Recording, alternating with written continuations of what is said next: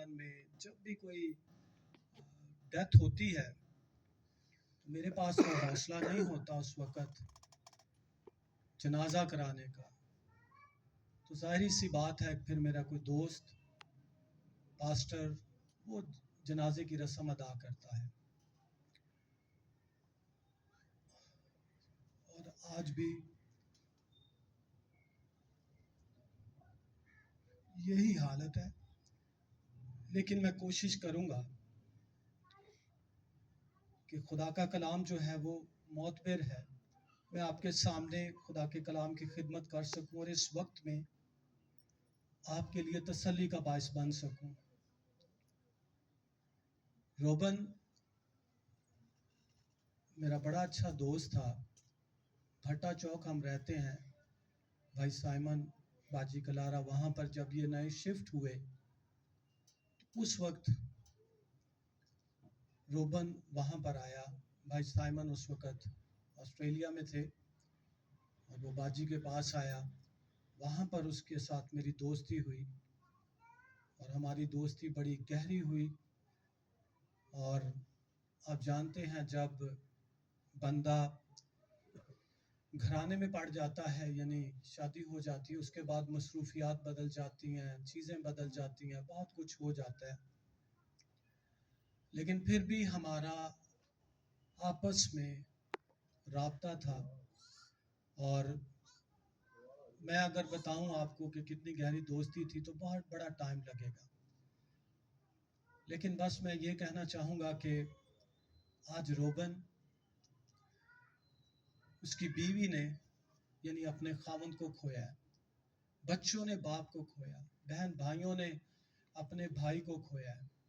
جو بھی آپ کا رشتہ ہے وہ اس طرح سے آپ نے اس کو کھو دیا ہے. اور میں نے ایک اچھے دوست کو کھو دیا ہے. لیکن مجھے بڑی امید ہے کہ میں دوبارہ روبن کے ساتھ ملوں گا اور آپ سب بھی ملیں گے. ابھی یہ ہم کلام میں سے بھی سنیں گے، لیکن اس سے پہلے کہ میں چاہتا ہوں کہ مجھے بھی تسلی ہو، آپ سب کو بھی تسلی ہو، میں ایک حوالہ پڑھنا چاہتا ہوں، پھر اس کے بعد ہم کلام کی طرف آئیں گے.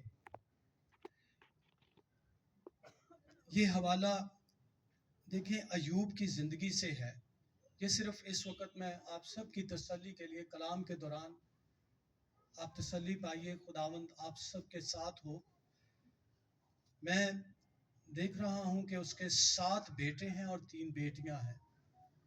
ایک دن میں ہی 7 بیٹے اور 3 بیٹیاں، 10 جنازے ایوب نبی کے گھر سے جب اٹھے ہیں تو آپ سوچیں کہ وہاں پر کیا کوہرام ہوگا، کیا آہو نالا کا وہاں پر سین ہوگا، اور کس طرح سے ایوب نبی، اس کی بیوی، اس کے رشتہ دار دکھی اور غم زدہ ہوں گے. میں یہ سمجھتا ہوں کہ ہم نے تو ایک کھویا ہے اور ہم دیکھیں کتنے دکھ میں ہے. اور اس وقت ان کے پاس 10 جنازے جب ہوں گے، ایک ہی گھر کے 10 قبریں، اور اس وقت کیا کچھ وہاں پر ہو رہا ہوگا. لیکن اس وقت جب اسے خبر ملی ہے اس سارے بات کی، اس کا سب کچھ ختم ہو گیا ہے. اور 20ویں آیت میں لکھا پہلے باب کی، تب ایوب نے اٹھ کر اپنا پیران چاک کیا، سر منڈایا اور زمین پر گر کر سجدہ کیا اور کہا، ننگا میں اپنی ماں کے پیٹ سے نکلا اور ننگا ہی واپس جاؤں گا. جو آیت تسلی کے لیے اب میں پڑھنا چاہتا ہوں، 3 مرتبہ ہم اس کو پڑھیں گے. آپ میرے پیچھے اس کو پڑھیے گا پلیز. یہ سمجھے ہم جس کے گھر میں 10 لوگ وفات پا چکے ہیں، ہم اس کے ساتھ مل کر یہ تسلی کے لیے کہنے لگے ہیں. میرے ساتھ کہیں،